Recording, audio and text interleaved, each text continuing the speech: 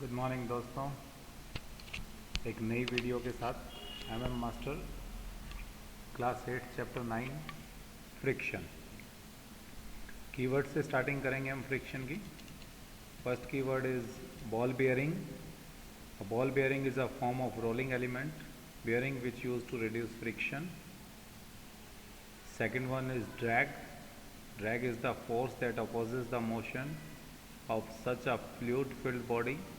Drag forces constantly works throughout the opposing direction of flowing fluid. Third is fluid friction.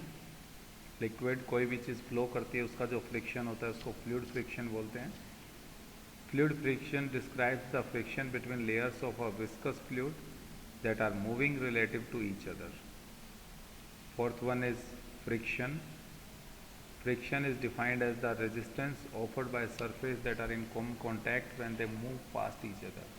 कोई भी दो object जब एक दूसरे के कांटेक्ट में आती हैं, मूव करती हैं एक दूसरे के पास से, तो उनके बीच में जो रेजिस्टेंस होता है that is friction. Keyword 5 is interlocking. Interlocking means two objects perfectly fitting so that they unite and move together. एक दूसरे से जुड़ जाएं और एक साथ मूव करते हैं, दैट इज इंटरलॉकिंग, जुड़ जाना एक से। Next one is lubricants. A substance that is introduced between two substances in contact to reduce friction is called lubricant. कोई भी ऐसा सब्सटेंस जो सरफेसेस को कांटेक्ट में आने से फ्रिक्शन को रिड्यूस करे उसको लुब्रिकेंट बोला जाता है। Next one is rolling friction. The force resisting the motion of a rolling body on a surface is known as rolling friction. Sliding friction, we can define sliding friction as the resistance created by any two objects when sliding against each other. कोई भी दो object एक दूसरे के साथ slide करते हैं तो उनके बीच में जो रेजिस्टेंस ऑफर होता है that resistance is sliding friction. And last one is static friction. Static friction is a type of friction that force act on a body when there is no relative motion between object and the surface.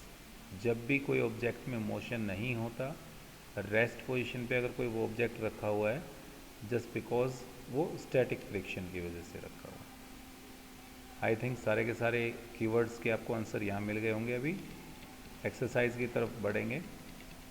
Fill-ups. Friction opposes the relative motion between the surface in contact with each other. Friction depends on the smoothness of surfaces. Friction produces heat. The sprinkling of powder on a carom board reduces friction. Sliding friction is less than static friction. Now, MCQs. 4 children were asked to arrange forces due to rolling, static and sliding friction in decreasing order. Their arrangement are given below. So the correct option is C, static, sliding and then rolling. Alida runs her toy car on a dry marble, wet marble floor, newspaper and towels spread on the floor. The force of friction acting on the car on different surfaces increasing order will be. आपको ये बताना है कि इसमें friction increase किस order में हो रहा है। सो वेट मार्बल फ्लोर सबसे कम friction, then dry marble floor, then newspaper and maximum on towel. So option A is correct. Next, suppose you are writing a desk on a tilted table. A book kept on starts sliding down. Show the direction of frictional force acting on it. So the answer is frictional force will act upon upward. So the direction, that is direction of opposite to that of a sliding book. Friction force जो है वो हमेशा opposite direction में move करेगी, जिस तरफ से भी ऑब्जेक्ट का मोशन है उसके against. Next question, you spill a bucket of soapy water on a marble floor accidentally. Would it make it easier to more difficult to you to walk on floor? Why? The layer of soap makes the floor smooth due to which the friction is reduced. This makes the floor slippery and the foot cannot make proper grip on the floor. Therefore, it is difficult to walk on a soapy floor. साबुन डालने के बाद में क्या होता है? It is comparatively difficult to walk on that because friction कम हो जाएगा. Explain why sportsman uses shoes with spikes. Sportsman uses shoes with spikes to increase the friction between shoe and surface.